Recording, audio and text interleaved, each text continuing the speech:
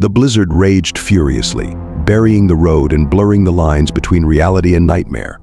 I gripped the steering wheel feverishly, blinking my tearing eyes to not lose sight of the faded dividing line. Only silhouettes of bare, contorted trees flashed by the window, frozen in postures like the gnarled fingers of a corpse.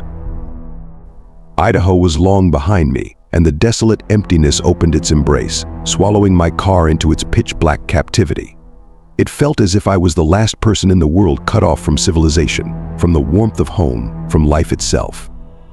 Only the monotonous roar of the engine and the howling wind broke the tomb-like silence.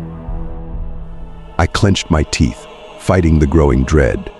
I needed to call Mary, tell her I'm running late.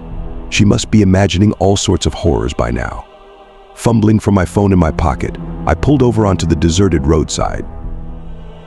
As soon as I stepped out of the car, gusts of glacial wind pierced me with 1,000 needles, knocking the breath out of me. Snowdrifts reached my knees, obscuring my tracks. Shivering, I dialed, burying my hands in my pockets. The phone rang endlessly with only the flat buzz audible at the fringe of perception. And then something caught my attention.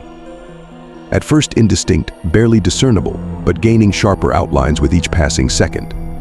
A massive silhouette emerged from the snow haze, approaching from the forest. Something enormous, taller than any human, snapping branches and plowing through the snow, leaving wide, deep trails. Terror caught the words in my throat. A primordial, nightmarish creature advanced inexorably, cleaving the night darkness with 2 red glowing eyes. Its breath billowed steam through a snarling maw filled with fangs. Mighty paws with claws capable of shredding an armored vehicle carved deep furrows, and its thrashing tail flung snow in all directions. This was the stuff of demented dreams and insane nightmares, and yet it was real, so undeniably real that I caught the sickening reek of its rotted, blood-caked hide, and the beast roared, unleashing a bellow like barking thunder. My instinct screamed just one thing: run. The phone slipped from my numb fingers, but I didn't even notice, bolting for the car. Thank God it started. Wrenching the wheel, I floored the gas pedal in desperation. The beast charged within mere feet, its monstrous tail clipping the car. Searing pain lanced through my body, but I only clung tighter to the seat, putting more distance between us and that waking nightmare.